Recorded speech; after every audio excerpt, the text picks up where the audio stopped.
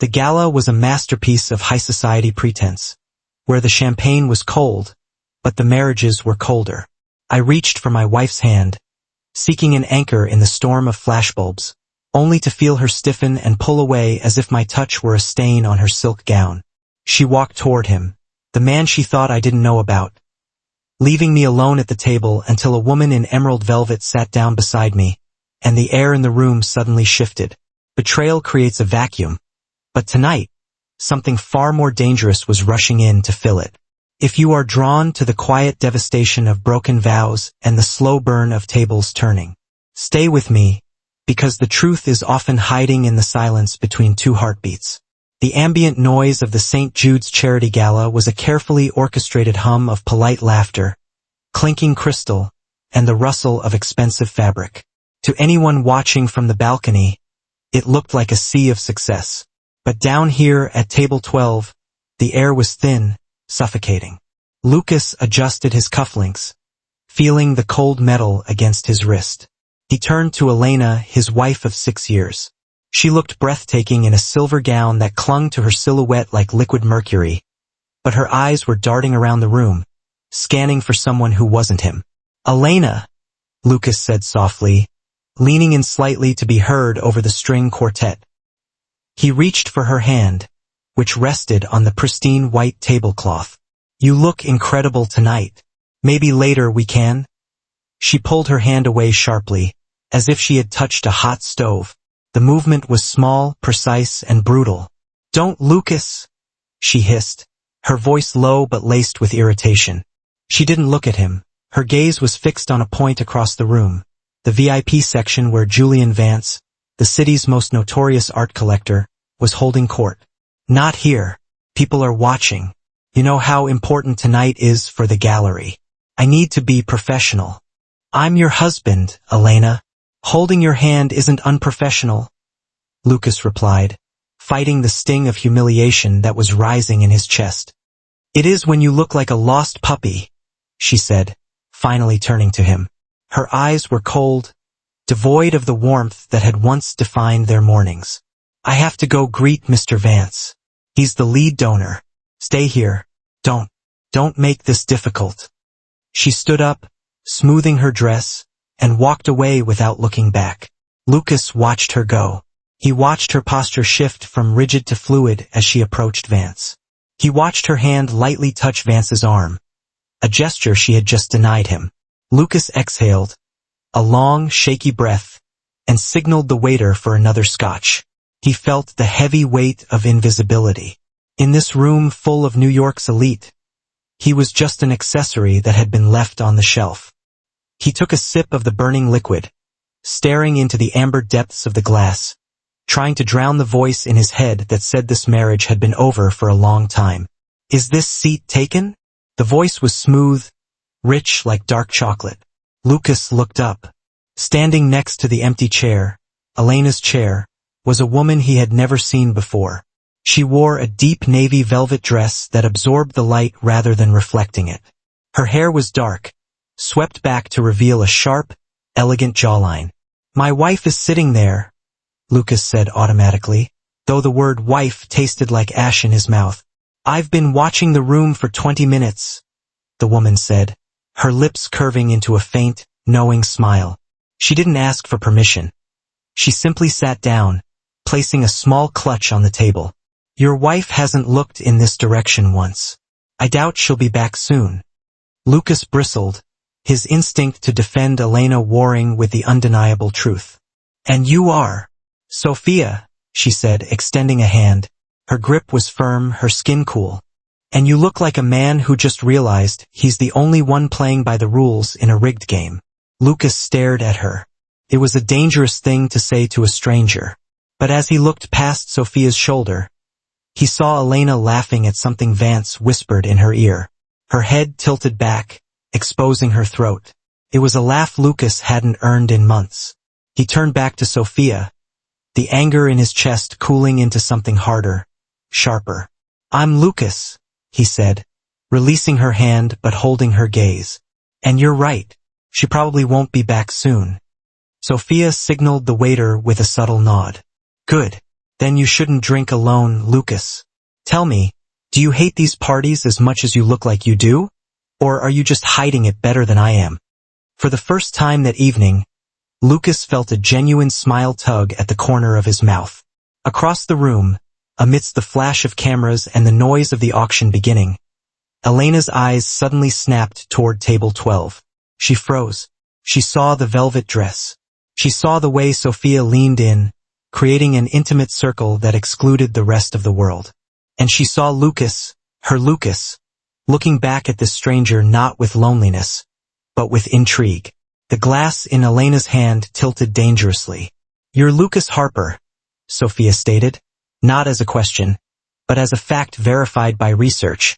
She picked up her flute of sparkling water, the crystal catching the dim ambient light. "You designed the renovation of the old library on 5th Street. The way you integrated the modern glass atrium into the Victorian stonework. It was respectful yet bold. I admired it." Lucas blinked, the Scotch glass pausing halfway to his lips. The noise of the gala, the laughter, the auctioneer's rhythmic shouting, seemed to fade into the background. For the past 3 years, Elena had only spoken of his work in terms of billable hours or invitations to ribbon-cutting ceremonies. She hadn't commented on a specific design choice since before they were married. "You know architecture?" Lucas asked, a genuine spark of interest cutting through his earlier melancholy. "I know art," Sophia corrected gently, her dark eyes locking onto his. "And I know when someone pours their soul into a structure because they have nowhere else to put it. That atrium. It felt like someone trying to let light into a very dark place." The observation was so precise, so intimately accurate, that Lucas felt exposed.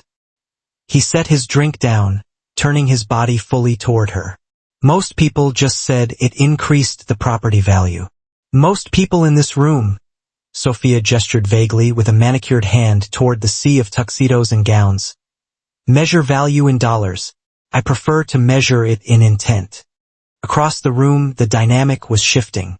Elena stood by the pillar, nodding mechanically at whatever anecdote Julian Vance was spinning. Julian was laughing, a loud, barking sound that grated on her nerves tonight, though usually, she found it powerful. But her attention was fractured. She watched Lucas. He was leaning in, his elbows on the table, animating a point with his hands. He looked alive, not the passive, silent shadow she had left at the table 10 minutes ago. He was engaged. And the woman, this Sophia, was listening to him with a focused intensity that Elena realized, with a jolt of cold panic, she hadn't offered him in years. "Who is she?" Elena murmured, her voice tight. Julian paused, following her gaze. He squinted, then shrugged indifferently. "Some nobody. Probably a donor's wife or a plus one." "Why? Worried your husband is finding better company?" Julian's joke was meant to be cruel, that was his style, but it landed like a slap. Elena forced a stiff smile. "Don't be ridiculous. Lucas wouldn't dare. He's just being polite." "If you say so," Julian smirked, taking a sip of his bourbon. "But polite usually doesn't involve that much eye contact." Elena felt a surge of irrational anger. Not at Julian, but at Lucas. How dare he? She had told him to stay put, to be the supportive, invisible husband while she secured their future. Instead, he was practically flirting in plain sight. It felt like a violation of their unspoken contract. She was the star, he was the anchor. Anchors weren't supposed to drift. Back at table 12, Lucas was laughing, a low, rusty sound. "So you think the cornice was too much?" "I think it was theatrical," Sophia teased, her smile widening. "But I suspect you have a flair for drama that you keep hidden under those sensible suits." "I'm an open book," Lucas deflected, though his pulse was quickening. "No, Lucas," Sophia said, her voice dropping an octave, becoming serious again. "You're a vault, and someone lost the combination a long time ago." The intimacy of the statement hung in the air between them, thick and heavy. Lucas opened his mouth to respond, to defend himself or perhaps to agree, but a shadow fell over the table. The scent of Chanel No. 5 arrived before she did. "I didn't realize we had company," Elena's voice sliced through the atmosphere, sharp as a diamond cutter. Lucas straightened up, the spell breaking instantly. He looked up to see his wife standing there, one hand resting possessively on the back of his chair, her knuckles white. Her smile was plastered on, but her eyes were darting daggers at Sophia. "Elena," Lucas said, clearing his throat. "This is Sophia. She was just telling me about. I'm sure it was fascinating." Elena cut him off, turning her cold gaze to the woman in velvet. "I'm Elena Harper, Lucas's wife. I don't believe we've met." Sophia didn't stand. She didn't flinch. She merely looked up at Elena with a calm, unnerving assessment, like a queen observing a court jester. "No," Sophia said smoothly. "We haven't. But I've heard a great deal about you, Elena." "You've heard of me?" Elena repeated, her voice dropping to a register that feigned politeness but carried the chill of a winter draft. She tightened her grip on Lucas's chair, her knuckles pressing into the fabric of his suit jacket.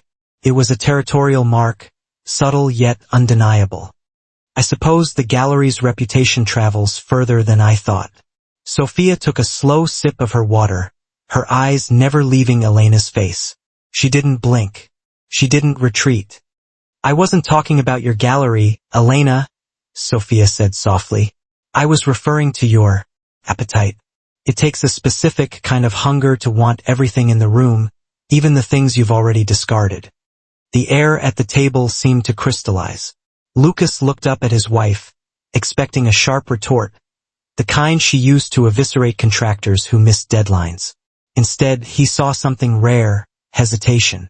Elena's eyes flickered, a momentary lapse in her carefully curated confidence.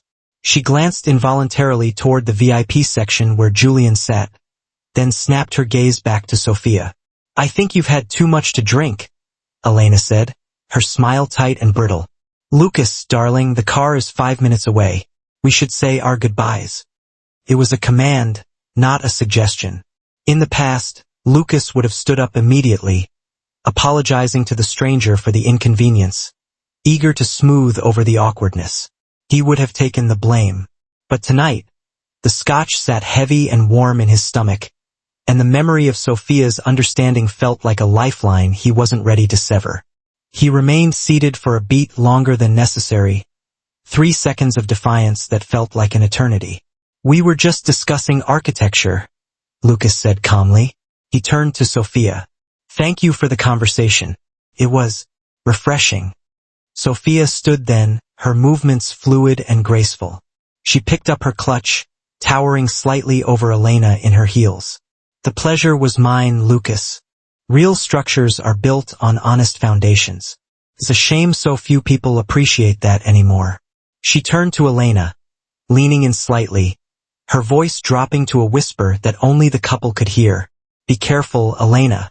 Glass houses are beautiful, but they shatter very easily when you throw stones."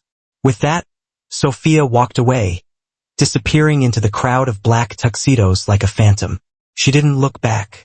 Elena stood frozen, her chest rising and falling rapidly. She looked at Lucas, waiting for him to ask what that was about, waiting for him to be confused, to need her reassurance. But Lucas was staring at the empty chair where Sophia had sat, a thoughtful expression on his face. "Let's go," Elena snapped, her voice trembling with suppressed rage. The ride down the elevator was silent. The lobby of the Pierre Hotel was a cavern of marble and gold, echoing with the murmurs of departing guests. They waited for the valet in the biting November air. Usually, this was the time for the post-game analysis. Elena would critique the food, the donors, the gossip. Tonight, she was aggressively silent. She stood a foot away from him, typing furiously on her phone. The screen's glow illuminated the furrow in her brow. Lucas watched her. He saw the way her thumb hovered over the screen, the way she bit her lower lip, a nervous tic she only had when she was lying or covering her tracks. "Who are you texting?" Lucas asked. The question was simple, innocuous. Elena jumped slightly, locking the screen instantly. "Work. The auction results. Why are you so nosy tonight?" "I'm not being nosy. I'm being your husband," Lucas replied, his voice flat. Who was Julian Vance? Elena whipped her head around, her eyes wide. What? You spent 3 hours with him. You didn't introduce me. And when you came back to the table, you looked like you were afraid that woman knew something. Lucas said. He wasn't shouting. He was observing, like an architect looking at a wall and realizing it was load-bearing. Julian is a client, Lucas. A very important client. She spat, adjusting her fur wrap. And that woman was crazy. Probably some jealous social climber trying to stir up trouble. Don't read into it. You always overthink things. The valet pulled up in their black sedan. The headlights cut through the darkness, blinding them for a moment. I'm not overthinking, Lucas muttered to himself as the valet opened the door for Elena. I'm just finally thinking. As Elena slid into the back seat, the scent of her perfume, mixed with the faint, cloying aroma of Julian's expensive cologne that clung to her dress, hit Lucas. It was the smell of a lie. He got in beside her, closing the door. The heavy thud sealed them in the quiet darkness of the car, but the distance between them had never been wider. Their apartment in Tribeca was a testament to modern minimalism. Floor-to-ceiling windows overlooking the Hudson, Italian leather furniture that looked beautiful but offered no comfort, and surfaces so polished they reflected every flaw. Usually, coming home felt like a victory lap. Tonight, it felt like entering a mausoleum. Lucas tossed his keys into the ceramic bowl near the entryway. The clatter echoed sharply in the quiet hallway. He didn't wait for Elena. He didn't ask if she wanted tea, or if her feet hurt, or if she was tired. He simply walked past her, loosening his tie with a weary familiarity, and headed straight for the kitchen. Elena stood by the door, slipping off her heels. She waited. This was the part of the script where he was supposed to circle back. He was supposed to apologize for his behavior at the gala, for embarrassing her with that woman, for being difficult. She had her rebuke ready, a carefully calibrated speech about professional image and loyalty. But the silence stretched. She walked into the living room. Lucas was standing by the kitchen island, drinking a glass of water, staring out at the city grid. The lights of New Jersey blinked back at him indifferently. Are you going to ignore me all night? Elena asked, her voice echoing slightly in the vast room. She crossed her arms, the silk of her dress rustling. Lucas lowered the glass. I'm tired, Elena. It's been a long night. You made it long, she countered, stepping closer. Who was she, Lucas? Really? Because you looked like you were ready to leave with her. Lucas turned to face her. His expression wasn't angry. It was exhausted. It was the look of a man who had been carrying a heavy load for miles and had finally decided to set it down. She was someone who listened, he said quietly. Before Elena could respond, a soft vibration buzzed against the marble countertop. It was Lucas's phone. The screen lit up. A single notification. Ping. In the silence of the apartment, the sound was deafening. It was 1:30 a.m. Nobody texted Lucas at 1:30 a.m. His clients respected office hours and he had no close friends. Elena had made sure of that over the years, filling his schedule with her events, her needs, her circle. Lucas glanced at the screen. He didn't frown. He didn't look confused. A strange, unreadable expression crossed his face. Something close to relief. He didn't open it. He just picked up the phone, slid it into his pocket, and placed his empty glass in the sink. I'm going to bed, he said. Don't stay up too late. He walked past her, the distance between their bodies measured in inches but feeling like miles. He closed the bedroom door behind him. Elena stood alone in the kitchen, the hum of the refrigerator the only sound accompanying her racing heart. She shouldn't care. She had Julian, who had whispered promises to her in the dark corners of the gala. Julian who made her feel powerful. Why did a text to her husband make her hands tremble? 20 minutes later, she crept into the bedroom. The room was dark, save for the faint glow of the streetlights filtering through the sheer curtains. Lucas was asleep, his breathing deep and rhythmic, his back turned to her side of the bed. His phone sat on the nightstand, charging. Elena sat on the edge of the mattress, watching him. She told herself she was just checking the time. She told herself she needed to set an alarm. She reached out, her fingers hovering over the device. She picked it up, felt heavy in her hand. She entered the passcode, 0812. Their anniversary. He hadn't changed it. Of course he hadn't. He was Lucas. Predictable, loyal Lucas. The phone unlocked. She opened the email app. The most recent message was at the top, timestamped 1:28 a.m. from S. Moreau at Arch1. Subject. Regarding the atrium concept, Elena's breath hitched. It was a work email. Relief washed over her, followed immediately by confusion. Why email at this hour? She opened it. Lucas, I couldn't sleep thinking about what you said regarding the structural integrity of honesty. You were right. Most people build walls to keep others out. I think you build them to keep yourself in. Review the attached sketches. I think they might speak to you. Don't let the noise drown you out. Sophia, there were no heart emojis. No overt flirtation. But the tone was intimate, intellectual, and terrifyingly perceptive. It was a conversation that bypassed the physical and went straight to the mind, a place Elena hadn't bothered to visit in years. Elena stared at the name, Sophia Moreau. She knew that name, not from social circles but from business news. She was a landscape architect based in Chicago, known for being elusive and brilliant. Elena looked at Lucas's sleeping form. He hadn't replied, but he hadn't deleted it either. For the first time since her affair with Julian began, Elena felt a cold knot of fear tighten in her stomach. She placed the phone back on the nightstand, exactly as she had found it, but the room felt different now. The darkness wasn't just around them, it was between them. 2 weeks later, the silence in the Harper household had mutated. It was no longer the heavy, suffocating tension of an argument waiting to happen. It was the airy, terrifying lightness of indifference. For years, Elena's schedule had been the axis upon which their marriage turned. If she was late, Lucas texted. If she had a gala, Lucas waited up with tea. If she was stressed, Lucas absorbed it. He was the constant variable in her chaotic equation. But the variable had vanished. I'll be late tonight, Elena announced on a Tuesday morning, fastening her diamond earrings in the hallway mirror. She watched Lucas's reflection carefully, waiting for the familiar crease of worry between his brows, the hesitant question. Will you be home for dinner? Lucas didn't look up from his tablet. He was drinking coffee, already dressed in a sharp charcoal suit that she hadn't helped him pick out. Okay, he said simply.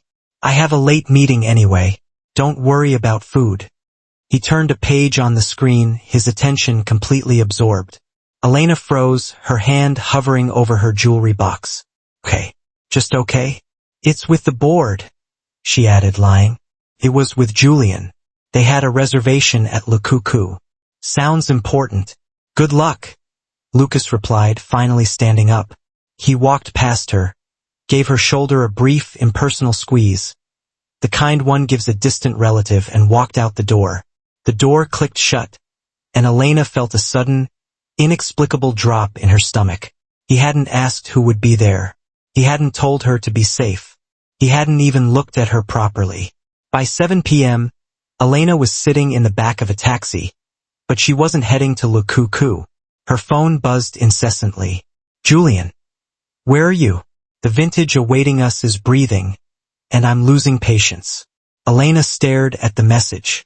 A month ago, Julian's impatience felt thrilling, a sign of his burning desire. Now it just felt demanding. She pictured him sitting there, checking his watch, more concerned with the wine than her presence. He didn't want her. He wanted the ornament that came with her presence. Change of plans, she told the driver, her voice tight. Tribeca, go to Tribeca. She texted Julian a vague excuse about a gallery emergency. He replied with a thumbs-up emoji. No concern, just dismissal. When she unlocked the door to the penthouse, the lights were dimmed. A soft jazz melody drifted from the study, a room Lucas rarely used, usually preferring to work at the kitchen island so he could be near her. Elena took off her shoes, creeping down the hallway like an intruder in her own home. The door to the study was ajar. Lucas was there, sitting at the mahogany desk that had gathered dust for years. It was covered in blueprints, sketches, and open books. He was on a video call, wearing reading glasses she hadn't seen in ages. On the large monitor, a digital rendering of a glass structure was rotating slowly. And in the corner of the screen, a video feed showed a woman in a home office in Chicago. Sophia. The light needs to hit the atrium at 4 p.m. Sophia's voice came through the speakers, tinny but distinct. It's the golden hour, Lucas. If we block it with the support beam, we lose the emotional resonance. Lucas laughed. It was a full, rich sound. He picked up a pencil and tapped the screen. You're relentless, you know that? But you're right. If I shift the load to the external wall, we keep the light. See? Sophia smiled on the screen. I knew you'd solve it. You just needed permission to stop playing it safe. Elena stood in the shadows of the hallway, her breath catching in her throat. They weren't talking about sex. They weren't talking about love. They were talking about work. But the intimacy of it, the shared language, the mutual respect, the way Lucas's eyes lit up when Sophia challenged him, was far more threatening than any physical affair. Lucas looked capable. He looked powerful. He didn't look like the man who waited by the door. Elena stepped back, a floorboard creaking beneath her weight. Lucas turned his head sharply toward the door. Elena! She stepped into the light, smoothing her dress, her heart hammering against her ribs. The dinner was cancelled. I came home early. She waited for him to scramble, to close the laptop, to look guilty. Lucas just nodded, turning back to the screen. Sophia, hold on a second. My wife just got home. He looked at Elena, his expression mild. There's leftover pasta in the fridge if you're hungry. I need about another hour to finish this render. He turned his back to her. Elena stood there, stunned, in the middle of the hallway. He wasn't hiding Sophia. He wasn't afraid of Elena finding out. He simply didn't care enough to hide it. For the first time in her life, Elena realized she wasn't the main character in Lucas's story anymore. She was just someone interrupting his work. Sophia arrived in New York on a gray Thursday morning, bringing the wind from Lake Michigan with her. They met at a small, industrial coffee shop in the meatpacking district, not far from the site Lucas had proposed for their project. Seeing her in person, away from the artificial glamour of the gala or the pixelated distance of a screen, was jarring for Lucas. She wore a camel trench coat and flat boots, looking less like a mysterious savior and more like a woman with a serious agenda. But the intelligence in her eyes was the same. The site has potential, Sophia said, placing her cup on the distressed wood table. But it's haunted by bad decisions. The foundation needs reinforcing before we can add anything beautiful. Lucas looked at her, sensing the double meaning. Are we still talking about the building, Sophia? Sophia paused. She looked out the window where pedestrians hurried past, oblivious to the quiet storm brewing at the corner table. She took a breath, and for the first time Lucas saw a crack in her composure. No, she admitted. We're not. She reached into her bag and pulled out a thin manila envelope. She didn't open it. She just rested her hand on it, as if containing something volatile. Lucas, I haven't been entirely honest with you about why I sat at your table that night, she began. Her voice was steady, but her knuckles were pale. Lucas felt a cold prickle at the base of his neck. You said you liked my architecture. I do. I truly do, Sophia emphasized, leaning forward. But I didn't just stumble upon table 12 by accident. I knew exactly who you were because I know exactly who your wife is sleeping with. The air in the shop seemed to stop moving. Lucas stared at her, the noise of the espresso machine fading into a high-pitched ring in his ears. Julian, Lucas said, the name tasting like poison. Julian Vance was my husband for 10 years, Sophia revealed. The revelation hit Lucas with the force of a physical blow. He sat back, his mind racing, trying to realign the pieces of the puzzle. The wealthy collector, the arrogance, the woman in velvet who knew too much. He destroyed me, Lucas, Sophia continued, her voice devoid of self-pity but heavy with old scars. Not just the marriage. He destroyed my reputation in Chicago. He painted me as unstable, stole credit for my early designs, and left me with nothing but my maiden name. When I heard he had moved on to a gallery director in New York, your wife, I had to see who he was destroying next. Lucas looked down at his hands. So I was what? Reconnaissance? A way to get back at him? At first? Maybe, Sophia admitted brutally. I was curious about the man who was letting it happen. I wanted to see if you were complicit or just blind. And what did you find? Lucas asked, his voice rough. Sophia's expression softened. She reached across the table, not touching him, but close enough that he could feel her warmth. I found someone who was drowning in the same silence that almost killed me. I found a brilliant architect who was letting a petty man and an ambitious woman shrink him into a corner. She pushed the envelope toward him. Inside that envelope are the records of the donations Julian makes to Elena's gallery. They aren't just gifts, Lucas. He's using the gallery to inflate the value of his own collection for tax write-offs. Elena isn't just his mistress. She's his accomplice in fraud. If this comes out, she won't just lose him. She'll lose her career. Lucas stared at the envelope. It sat there like a loaded gun. Why are you giving this to me? He asked. Because I know what it's like to be the last one to know, Sophia said.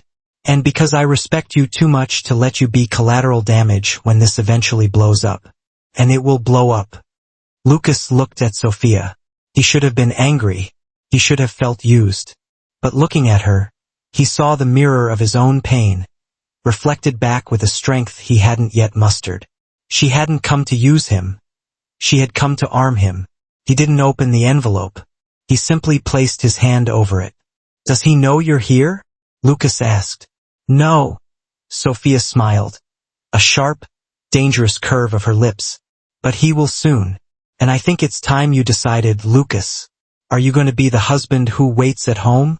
Or are you going to build a life that doesn't require his permission? Lucas looked out the window.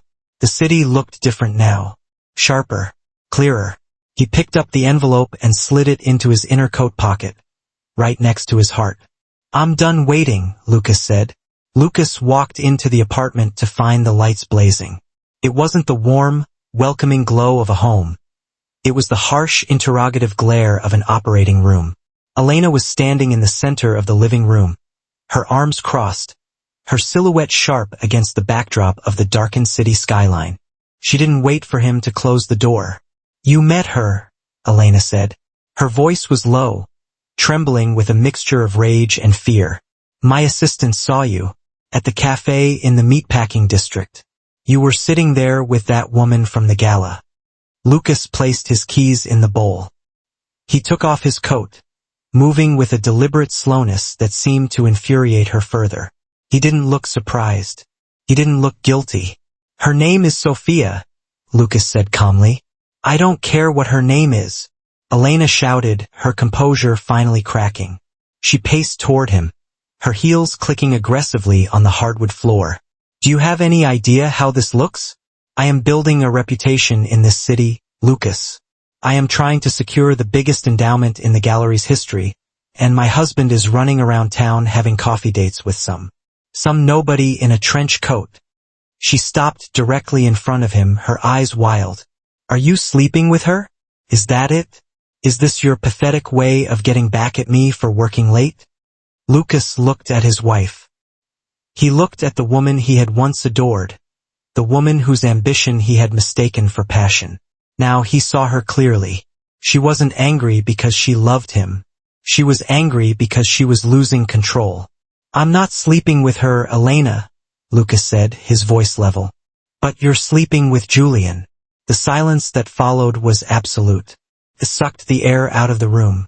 Elena froze, her mouth slightly open, the color draining from her face. She stammered, stepping back. That's ridiculous. Julian is a client. We have a professional. Stop. Lucas cut her off. He didn't raise his voice, but the word hit her like a physical force. Just stop. I've known for months. I saw the texts in December. I saw the hotel charge on the joint account you thought I never checked. I stayed quiet because I thought you were just lost. I thought if I loved you enough you'd come back. Elena's face hardened. The denial vanished, replaced by a defensive sneer. You were distant, Lucas. You were always in your head, obsessed with your little drawings. Julian sees me. He respects my power. Does he? Lucas reached into his jacket pocket and pulled out the envelope Sophia had given him. He tossed it onto the glass coffee table between them. It landed with a heavy slap. What is this? Elena asked, eyeing the envelope warily. That is the history of Julian Vance's donations, Lucas said. And the woman you called a nobody? That's Sophia Vance, his ex-wife. Elena's eyes widened in horror. She looked from the envelope to Lucas, her confidence shattering. She's his ex-wife? She whispered. She is. And she knows exactly how he operates. Lucas continued, stepping closer. Julian isn't investing in your gallery because he believes in your vision, Elena. He's using your sales to inflate the value of his assets for tax write-offs. He's moving money through your accounts. You aren't his partner. You're his shield.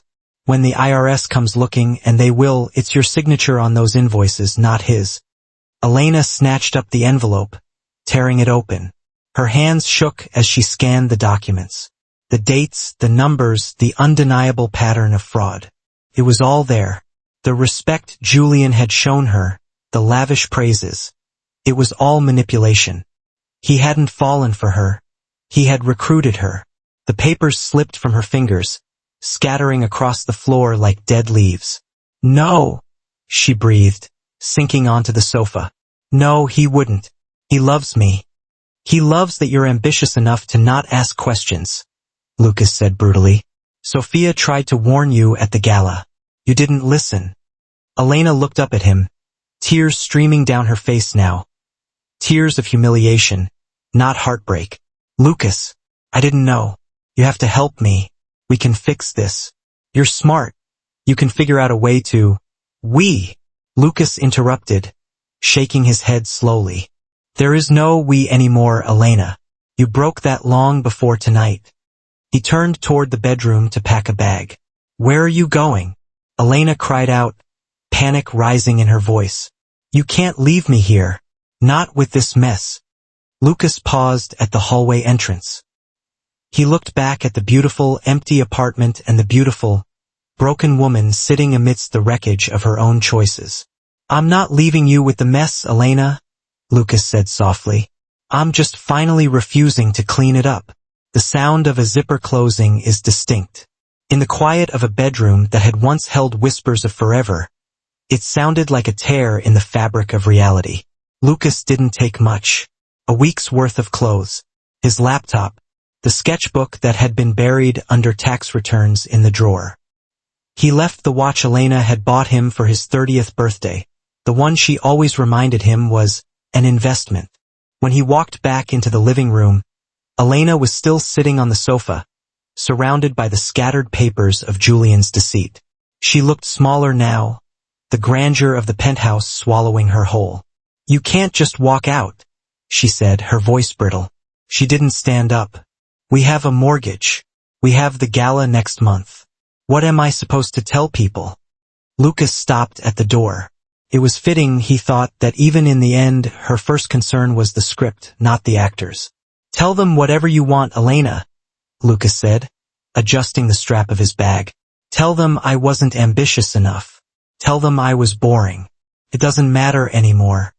Lucas, please. She stood up then, rushing toward him, her hand reaching out to grab his sleeve. I'm scared. If Julian, if the IRS, I don't know what to do. Lucas looked at her hand on his arm. He remembered a time when that touch grounded him. Now it felt like a weight he could no longer carry. He gently, but firmly removed her hand. You're a survivor, Elena. You always have been, he said, not unkindly. You'll figure it out, but you'll have to do it without me as your safety net. He reached into his pocket and pulled out his house key. He placed it on the marble console table. It made a soft clink, the final period at the end of a long, run-on sentence. "Goodbye, Elena." He opened the door and walked out. He didn't slam it. He simply closed it, sealing the silence behind him. The elevator ride down took 45 seconds. When the doors opened to the lobby, the night doorman nodded at him. "Working late, Mr. Harper?" "No, Henry," Lucas replied, stepping out into the biting November wind. "I'm done early." The air outside was cold, sharp, and smelled of rain and exhaust. To Lucas, it smelled like oxygen. He stood on the sidewalk for a moment, looking up at the building he had called home. The lights in the penthouse were still on, a golden cage suspended in the sky. He felt a pang of sadness, not for the future, but for the years he had wasted trying to be the right man for the wrong woman. He pulled out his phone. He didn't call Sophia. Not yet. He wasn't trading one dependency for another. Instead, he opened his email and sent a short message to his firm's partners, tendering his resignation. Then, he walked toward the subway. 6 months later, the wind whipped through the steel beams of the new structure on the Lower East Side. It was a raw, unfinished space, but the skeleton of the atrium was already visible. A bold, glass curve designed to catch the late afternoon light. Lucas adjusted his hard hat, shouting instructions to the foreman over the noise of a drill. He was covered in dust, tired, and his bank account was significantly lighter than it had been a year ago. He had never been happier. "The glazing arrives tomorrow," a voice said behind him. Lucas turned. Sophia was standing there holding a roll of blueprints. She looked at the structure, then at him. Her partnership had been strictly professional, brutally honest, intellectually demanding, and entirely devoid of games. "It's going to work," Lucas said, looking at the angle of the sun. "The light is going to hit exactly where we planned." "I never doubted the math," Sophia smiled. "Only the architect." "The architect had to do some demolition work first," Lucas replied, his eyes crinkling at the corners. Across the city, in a gallery that felt too quiet despite the crowd, Elena stood alone. Julian was gone, fled to the Caymans before the indictment came down, leaving her to answer the questions of federal agents. She had survived, barely, but the stain on her reputation was indelible. She held a glass of champagne, looking out the window. On a billboard across the street, a digital rendering of the new community library flashed up. It was beautiful, modern, honest, and in the corner, the credit line read, "Harper and Morrow Architects." Elena took a sip of the wine, tasted sour. She looked around the room full of people who only knew her name, not her story, and realized that Sophia had been right. Glass houses shatter easily. Back at the construction site, the sun began to set, bathing the steel frame in a warm, golden glow. Lucas took a deep breath, the dust and the city filling his lungs. He wasn't just building a library. He was rebuilding a life, one solid brick, one honest line at a time.